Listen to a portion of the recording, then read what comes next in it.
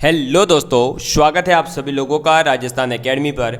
मैं परवीन सिंह आप सभी लोगों के साथ में। जैसा कि आप सभी लोग जानते हैं, लगातार रीट लेवल 2 मेंस का जो एग्ज़ाम होने वाला है उसके लिए जो साइंस का सिलेबस दे रखा है, उस साइंस के सिलेबस के टॉपिक के अकॉर्डिंग हम आरबीएससी की जो साइंस की बुक है, राजस्थान बोर्ड के अंदर जो साइंस की बुक चलती है, उनको हम कंप्लीट कर रहे हैं। और उसके बाद में मैं आप लोगों के लिए उसकी क्लासेस भी लगाने वाला हूं।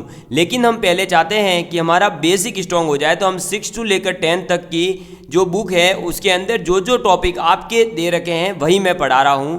तो उसमें आपका जो सेकेंड चैप्टर है वो वाला पढ़ने लायक था।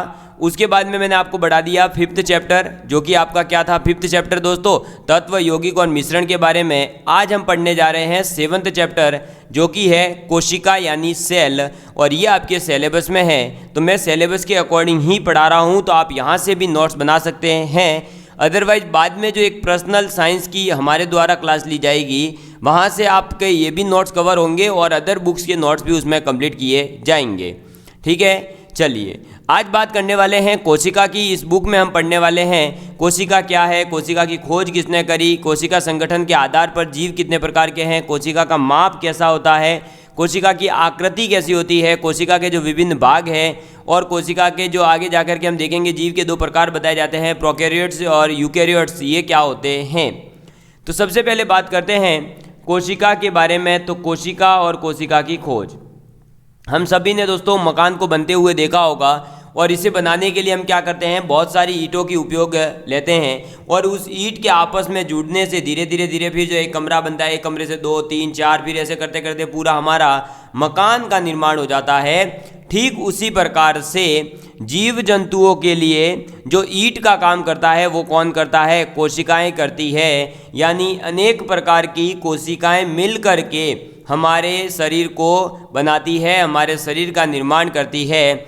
और ये कोशिकाएं इस प्रकार की दिखाई देती है, ये दिख रहे होंगे आपको डायग्राम।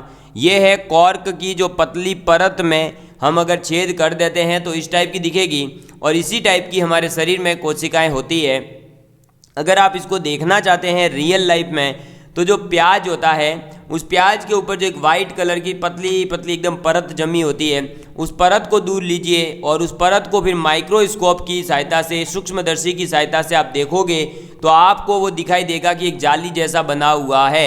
बहुत छोटे छोटे सूक्ष्म जैसे जो है छिद्र होते हैं, और उससे मिलकर के बनती है आपकी कोशिकाएं, और वो आप लोगों को दिखाई देगी। ठीक है, हमारे शरीर में कितनी कोशिकाएं हैं, तो कई संख्याओं में कोशिकाएं हैं। कोशिकाओं का निर्माण होता रहता है और नष्ट होती रहती है।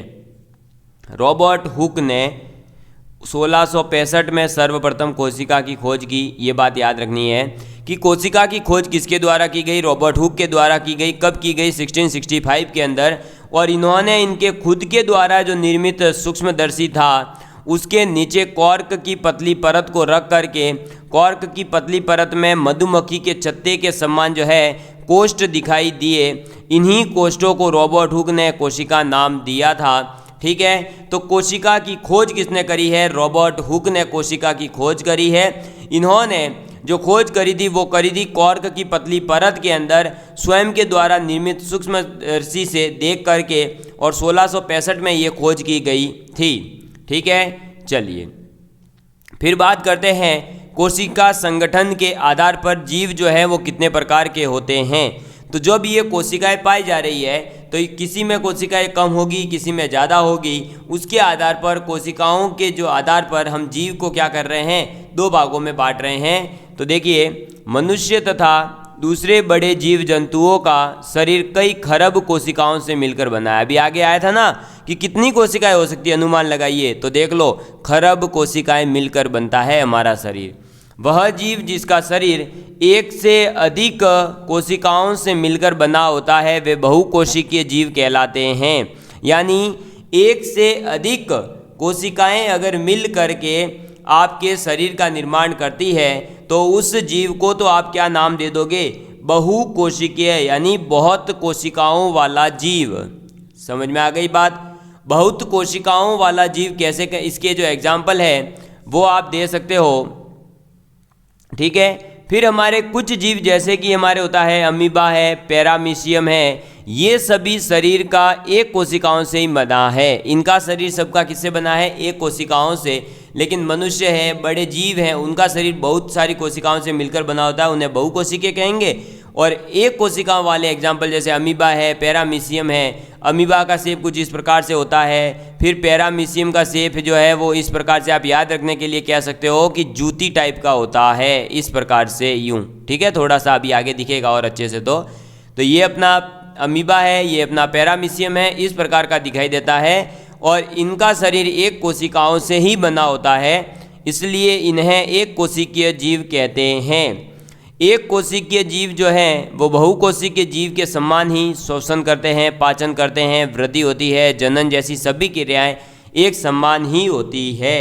ठीक है, तो कोशिका की खोज रॉबर्ट हुक ने 1665 में करी थी, जो कि कॉर्क के अंदर करी थी, इनके स्वयं के द्वारा निर्मित सूक्ष्मदर्शी से।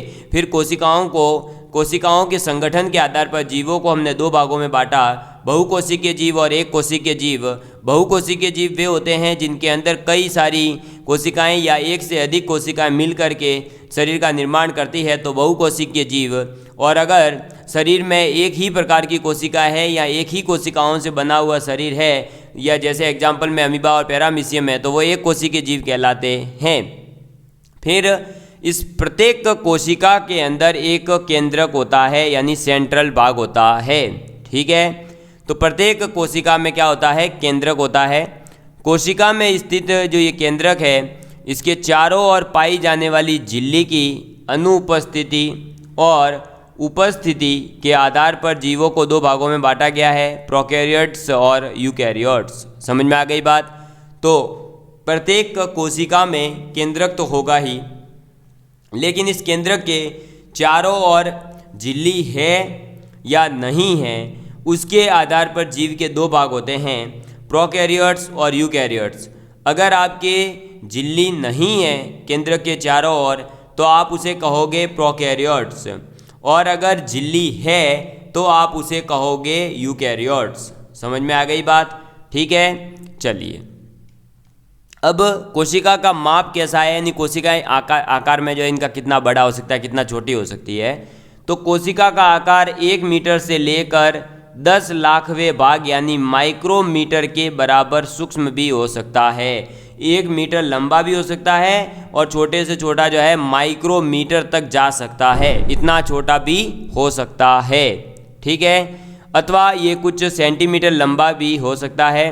अधिकतर कोशिकाएं जो है वो अति सूक्ष्म होती हैं, इन्हें आप नग्न आँखों से यानी खुली आँख से नहीं देख सकते। सूक्ष्मदर्शी जो होता है, माइक्रोस्कोप, ये रहा डायग्राम देख लीजिए, इस प्रकार का दिखाई देता है।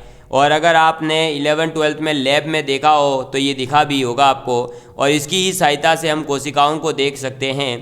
सबसे छोटी कोशिका का जो आकार है वो कितना है, तो वो 0.5 से लेकर, तो जो सबसे छोटी कोशिका है उसका आकार होता है 0.1 से लेकर 0.5 माइक्रोमीटर तक, जो कि एक जीवाणु की कोशिका होती है। और सबसे बड़ी कोशिका की अगर बात की जाए तो वो होती है शुतुरमुर्ग का जो अंडा होता है, शुतुरमुर्ग जो होता है ना, उसका अंडा।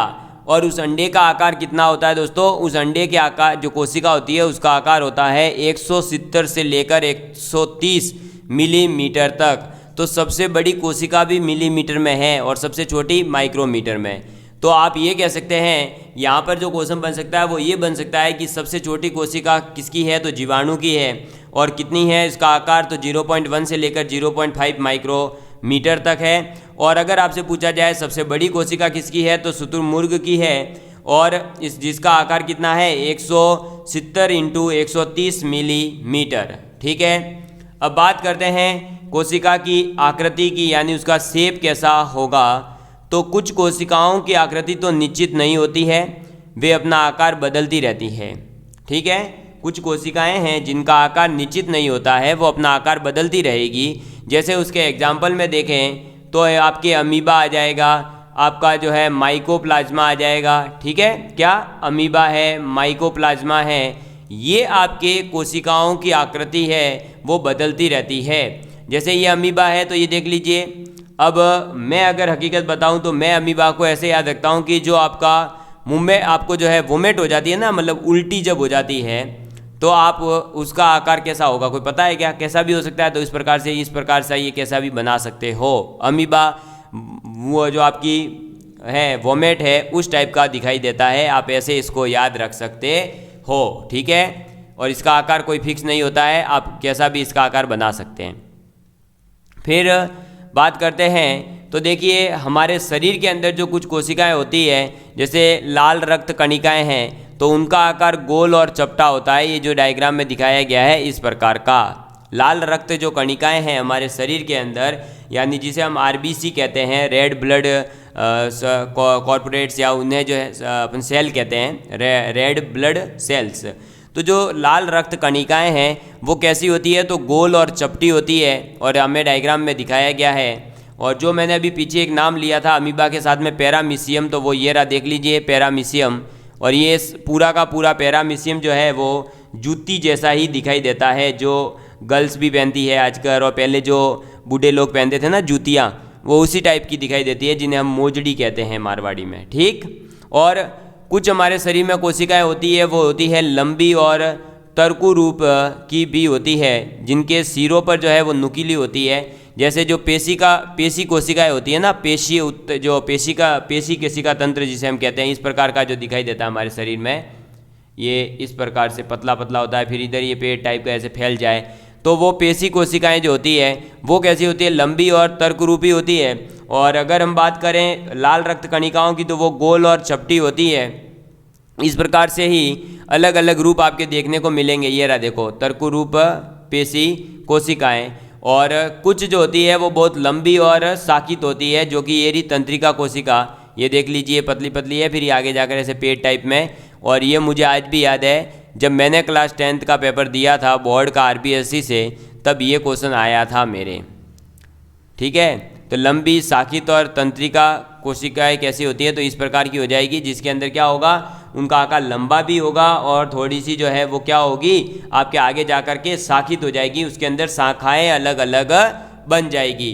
तो आपने देखा कि कोशिकाएं जो हैं उनका आकार कोई ऐसा फिक्स नहीं है, कभी गोल है, कभी चपटी है, कभी लंबी है, कभी साकित है, कभी इस टाइप से होती है, ठीक। अब क्या बड़े आकार के जीवों की कोशिकाओं का आकार बड़ा होता है? ये ऐसा कोई ज़रूरी नहीं है, क्योंकि बड़े आकार के जो जीव होते हैं उनकी कोशिकाओं का आकार बड़ा व छोटा, आकार उसके जीवों की कोशिकाओं का आकार भी छोटा होता है। मतलब ऐसा कोई फिक्स नहीं है कि भाई बड़ा जीव है तो बड़ा होगा, छोटा है तो छोटा होगा, ठीक है। समझ में आ गई बात। कोशिकाओं का जो आकार होगा, उसका जो शेप होगा, वो उसका काम क्या है, उसके कार्य पर निर्भर करता है। तो ये बात आप याद रख सकते हैं कि कोशिका के आकार का संबंध कोशिका के कार्य से होता है।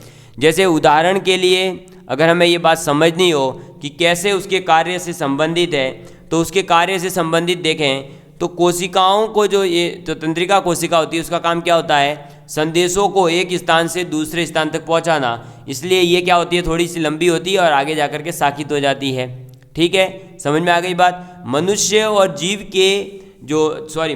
और चूहे के आकार में बहुत अंतर होते हुए भी दोनों की जो तंत्रिका कोशिकाएं होगी वो लंबी और साकित ही होती है। ये इसने यहाँ एग्जाम्पल दे दिया कि बड़ा होना कोई ज़रूरी नहीं है या छोटा होना कोई ज़रूरी नहीं है, ठीक है। समझ में आ गई बात, क्लियर है आप सभी लोगों के लिए।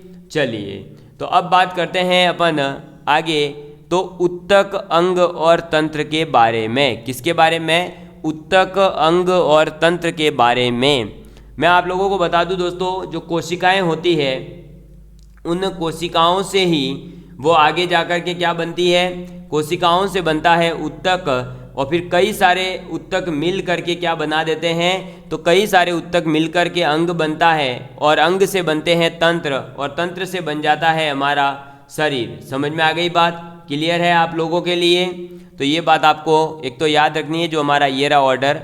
और अब बात कर लेते हैं उत्तक, अंग और तंत्र तीनों के बारे में अलग अलग। तो प्रत्येक जीव की संरचनात्मक इकाई क्या है, कोशिका है, ये आपको पता ही है। और जब समान कार्य वाली कुछ कोशिकाओं का समूह बन जाए तो उसे कह देते हैं हम उत्तक, और जब समान कार्य वाले उत्तकों का समूह बन जाए तो हम उसे कह देते हैं अंग। और जब विभिन्न अंग मिल करके एक तंत्र बन जाता है तो हम उसे कह देते हैं विभिन्न अंग जो है वो मिल करके क्या बना देंगे, तंत्र बना देंगे, और विभिन्न तंत्र मिल करके फिर हमारे एक शरीर का निर्माण कर देते हैं। तो प्रत्येक जीव की संरचनात्मक इकाई या हम कह सकते हैं मूलभूत इकाई जो है वो क्या है, कोशिका है। फिर कोशिका से बनेंगे समान कार्य करने वाले जो कोशिकाएं होगी वो उनका समूह मिलकर के बनेगा ऊतक। फिर समान कार्य करने वाले ऊतकों का समूह मिलकर के बना देगा क्या दोस्तों, तो वो बना देगा आपके अंग। अंग क्या बनाएंगे, तंत्र, और तंत्र बना देंगे शरीर। ठीक है, तो ये बात भी आप याद रख सकते हैं।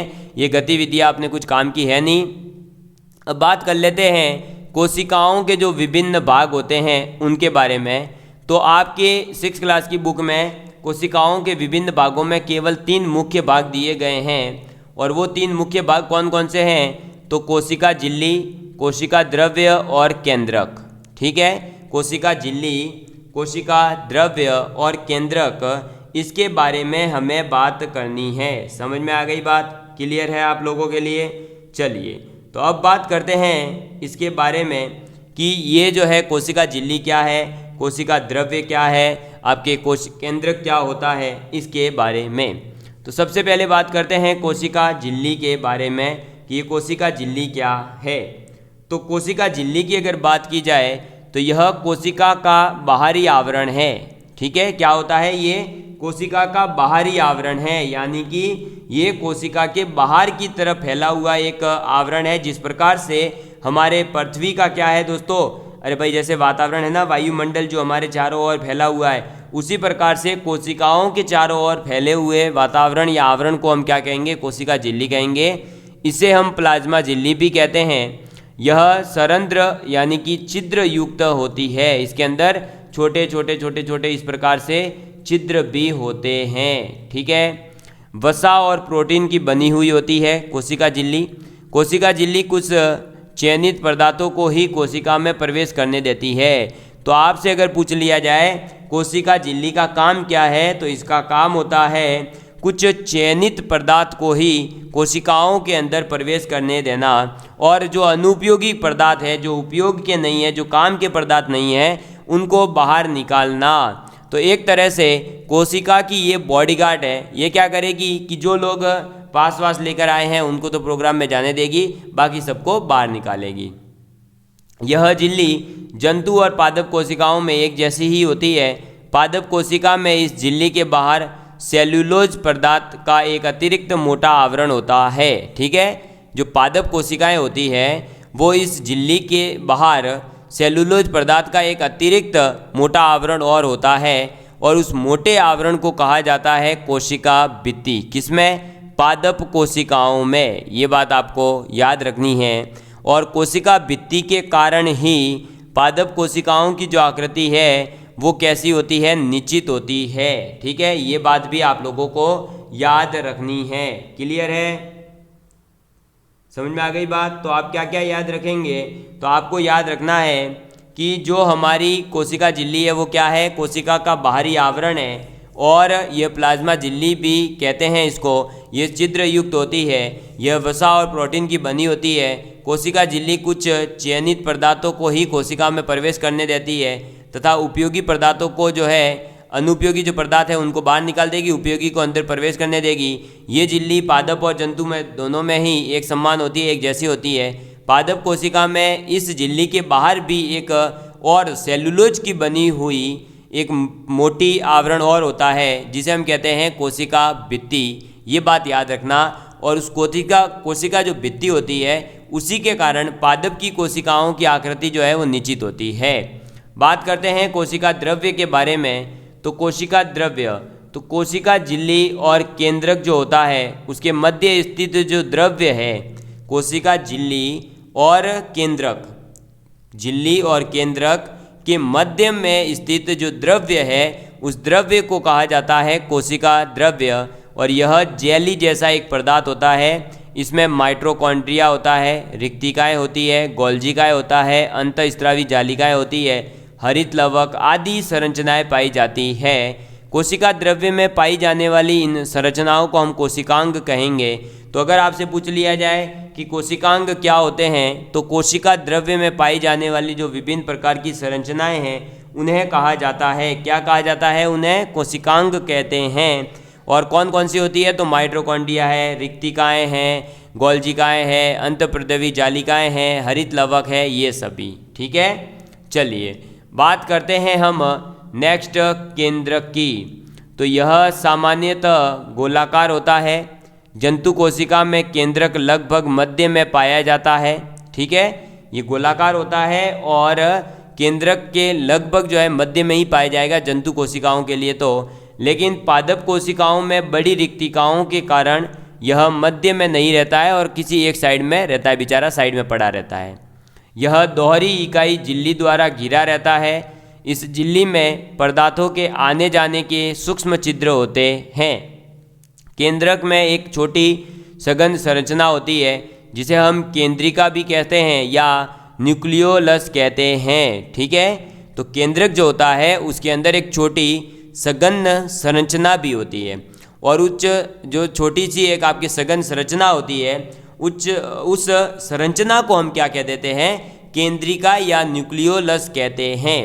केंद्रक में धागे के समान संरचनाएं होती है जिन्हें हम गुणसूत्र कहते हैं। क्या कहते हैं, केंद्रक के अंदर पाई जाने वाली धागे के समान जो संरचनाएं हैं उसे गुणसूत्र कहते हैं। और आप सभी लोग जानते हैं उस गुणसूत्र के ऊपर क्या होगा, जीन पाए जाएंगे और उन जीनों से ही तो आनुवांशिक गुण वो या लक्षण कहो उनको जो है एक जनक पीढ़ी से दूसरी पीढ़ी में यानी एक पीढ़ी से दूसरी पीढ़ी में आगे से आगे पहुंचाया जाता है। तो कोशिका के सभी कार्यों का जो है वो केंद्रक का नियंत्रण होता है। कोशिका के द्वारा जितने भी काम किए जाते हैं वो सभी काम किसके नियंत्रण में होते हैं, किसके अंडरटेकिंग में होते हैं या किसके मॉनिटरिंग में होते हैं, तो आप ये कह सकते हैं कि उसकी मॉनिटरिंग करता है केंद्रक। ठीक, जो हमने अभी बात करी थी कोशिका झिल्ली के उपस्थिति और अनुपस्थिति के आधार पर जीवों को दो भागों में बांटा था अपन ने, प्रोकैरियोट्स और यूकैरियोट्स। अब उनके बारे में बात कर लेते हैं। तो आपके जीवाणु की कोशिका में केंद्रक के चारों ओर केंद्रक झिल्ली नहीं पाई जाती। जीवाणु जो होता है उसके चारों ओर, उसका जो केंद्रक है उसके चारों ओर कोशिका झिल्ली नहीं पाई जाती है। तो ऐसी कोशिकाएं जिसके केंद्रक के चारों ओर कोशिका झिल्ली नहीं हो उनको हम क्या कह रहे थे, प्रोकैरियोट कोशिकाएं कह रहे थे। ठीक है, क्या कह रहे थे, प्रोकैरियोट कोशिकाएं कह रहे थे, ये बात याद रखनी है।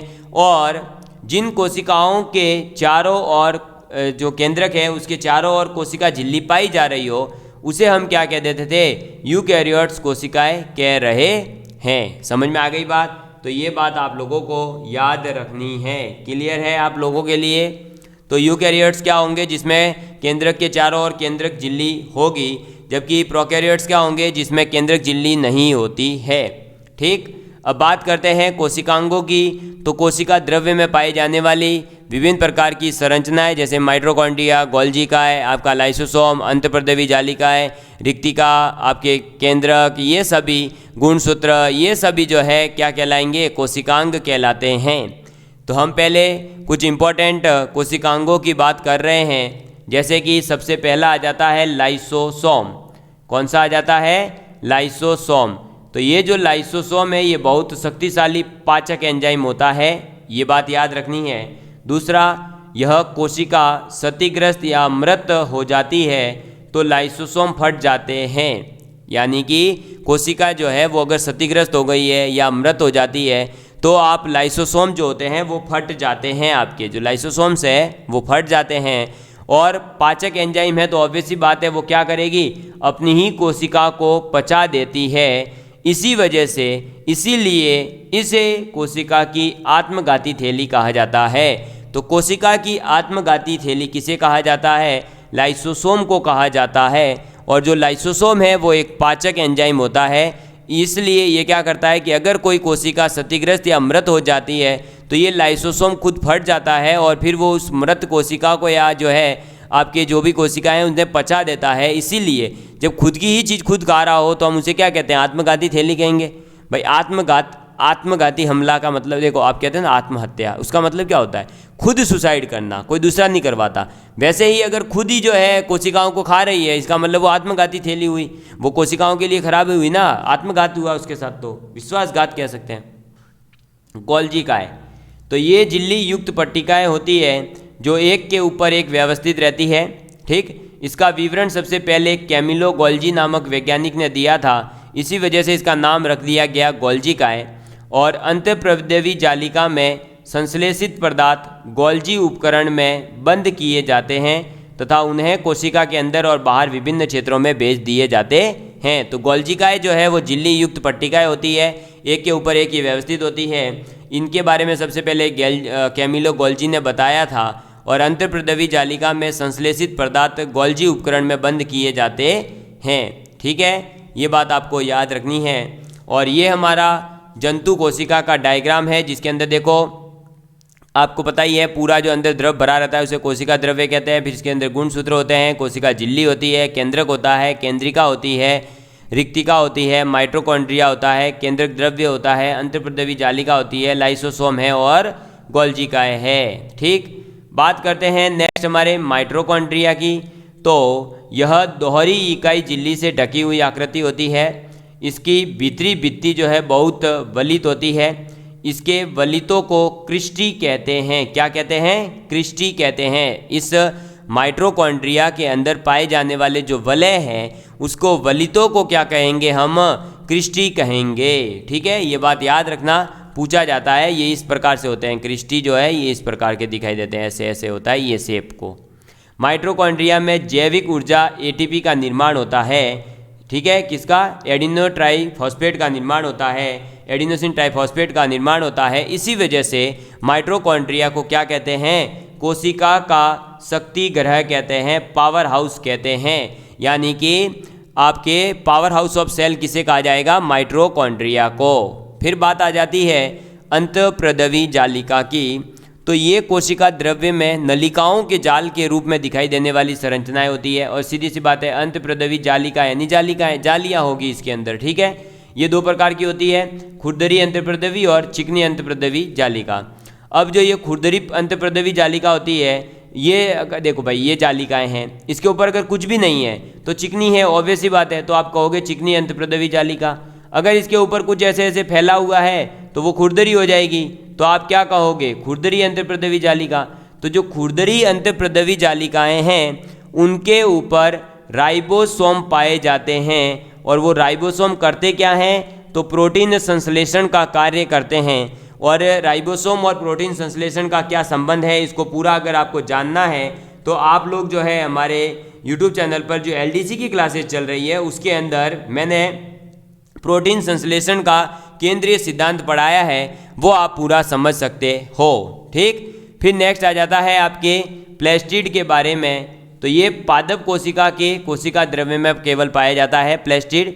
और अधिकांश प्लेस्टिड में जो है एक हरे रंग का वर्णक पाया जाता है जिसे हम क्लोरोफिल या पर्णहरित भी कहते हैं। ठीक है, जो प्लेस्टिड होता है उसके अंदर हरे रंग का वर्णक पाया जाता है और उस हरे रंग के वर्णक को ही हम क्या कहते हैं? क्लोरोफिल या फिर पर्णहरित कहते हैं। हरे रंग के प्लेस्टिड को क्लोरोप्लास्ट अथवा हरित लवक कहते हैं। ठीक, ये बात आप याद रखेंगे। जो प्लेस्टिड है, जो हरे रंग का वर्णक होगा उसे हम क्लोरोफिल या पर्णहरित कहेंगे, और हरे रंग का जो प्लेस्टिड होगा उसे आप क्लोरोप्लास्ट या हरित लवक कहोगे। ठीक है, इसके कारण ही जो पत्तियों का रंग है वो हरा होता है, जिससे पेड़ पौधे प्रकाश संश्लेषण की क्रिया द्वारा भोजन बनाते हैं। और प्रकाश संश्लेषण हेतु क्लोरोफिल एक वर्णक जो है वो बहुत ही ज़्यादा अत्यंत आवश्यक होता है। ठीक, ये बात आपको याद रखनी है। रिक्तिका क्या होती है? तो पादप कोशिकाओं में बड़ी एवं जंतु कोशिकाओं में छोटी छोटी रिक्तिकाएं होती है। रिक्तिकाएं मतलब इस प्रकार का ये शेप इस टाइप से पाए जाते हैं। ठीक है, ये याद रखना है बस कि रिक्तिकाएं जो है वो बड़े पादप कोशिकाओं में तो बड़ी होती है लेकिन जंतु कोशिकाओं में छोटी होती है। ठीक, जैसे ये अंतर करने में काम आएगा कि जंतु कोशिका और पादप कोशिका में कोशिका के भाग के आधार पर अंतर। तो कोशिका भित्ति तो जंतु कोशिकाओं में उपस्थित हो भी सकती है, अनुपस्थित भी हो सकती है, तो पादप कोशिकाओं में भी यही है। केंद्रक की स्थिति जो है वो जंतु कोशिकाओं में मध्य में होती है, जबकि आपके अच्छा ये तो टिक करने वाला है। मैं वही सोचूं यार ये क्या हो रहा है भाई, दोनों गड़बड़ हो रही थी। फील तो यहीं पर आ गया था उपस्थिति के आधार पर ही। कोशिका भित्ति भाई जंतु में कहाँ होती है यार। ठीक है, तो कोशिका भित्ति जो है वो जंतु के अंदर उपस्थित नहीं होती है, जबकि पादप कोशिकाओं में उपस्थित होती है। फिर केंद्रक है तो वो जंतुओं में मध्य में होता है, पादप में जो है वो एक तरफ पड़ा रहता है। रिक्तिका का आकार जो है वो पादप कोशिकाओं में बड़ा होता है और जंतु कोशिकाओं में छोटा होता है। ठीक, प्लेस्टिड जो है वो जंतु कोशिकाओं में अनुपस्थित होता है जबकि पादप कोशिकाओं में उपस्थित होता है। इसी वजह से तो पेड़ पौधों का जो पत्तियाँ आती है उनका रंग हरा होता है। फिर ये डॉक्टर हर गोविंद खुराना जी के बारे में दे रखा है, तो आप इसमें केवल ये याद रखेंगे कि डॉक्टर खुराना जी ने सर्वप्रथम प्रोटीन संश्लेषण में न्यूक्लियोटाइड की जो भूमिका है उसको प्रदर्शित किया था। बाकी अपने इतना ज़्यादा काम का है नहीं इसमें से कुछ भी पढ़ने का। और डॉक्टर सतीश सी माहेश्वरी जी जो है इन्होंने अपनी एक पुस्तक लिखी थी, ये याद रख सकते हैं अगर आपको याद रखना है तो, कि signal transconduction mechanism in plants. ये जो प्लांट्स है उनके अंदर सिग्नल ट्रांसडक्शन कैसे होता है उसके बारे में इन्होंने एक बुक लिखी थी, तो ये आप नाम याद रख सकते हैं। रॉबर्ट हुक ने खोज करी है वगैरह, ये सब अपन ने पढ़ ही लिया। अब कर लेते हैं अपन क्वेश्चन। तो देखो, कोशिका की खोज किसने करी? रॉबर्ट हुक ने। जंतु कोशिका में नहीं पाया जाता, तो देखो माइटोकॉन्ड्रिया पाया जाता है, केंद्रक पाया जाता है, कोशिका द्रव्य पाया जाता है, प्लास्टिड नहीं पाया जाता। समान कोशिकाओं का जो अगर वो समूह है तो एक विशिष्ट कार्य करता है, उसे हम कहते हैं उत्तक। समझ में आ गई बात? फिर देखिए क्या है, केंद्र में जो धागे के समान, केंद्रक में धागे के समान संरचनाएं पाई जाती है उन्हें हम गुणसूत्र कहते हैं। अमीबा जो है वो एक कोशिकीय जीव है। एक से अधिक कोशिकाएं अगर मिलकर बना हुआ जीव है तो बहुकोशिकीय जीव कहेंगे। तंत्रिका कोशिका जो है वो लंबी एवं शाखित होती है। ठीक, फिर आप ये छोटे छोटे क्वेश्चन कर सकते हो, प्रोकैरियोटिक और यूकैरियोटिक में अंतर क्या है, उत्तक की परिभाषा वगैरह, ये सब आप बैठे बैठे आराम से घर पर करिए। ठीक है, तो इसी के साथ में दोस्तों अपने क्लास 6 का जो कोशिका चैप्टर दे रखा है वो हमने आज कंप्लीट कर लिया। इसमें लगभग ये पूरा का पूरा चैप्टर ही याद रखना है। तो जो जो बातें बताई है उसे आप एक बार, दो बार, तीन बार इस वीडियो को देखें, सुने और उन्हें नोट डाउन कर लें और उन्हें याद रखेंगे, क्योंकि ये पूरा का पूरा चैप्टर ही इंपॉर्टेंट है। नोट्स वाइज ही इसमें दे रखा है, तो इसमें ज़्यादा कुछ नोट्स बताने लायक नहीं थे। बस वो गतिविधियाँ वगैरह जो आती है बीच में उन्हें आप हटा दिया करें, वो केवल समझने के लिए है। ठीक है दोस्तों, तो आप लोगों को आज का ये वीडियो पसंद आया होगा और अगर अच्छा लगा है तो प्लीज़ ज़्यादा से ज़्यादा लोगों तक शेयर करें और अपने भाइयों और दोस्तों का भला करें। धन्यवाद।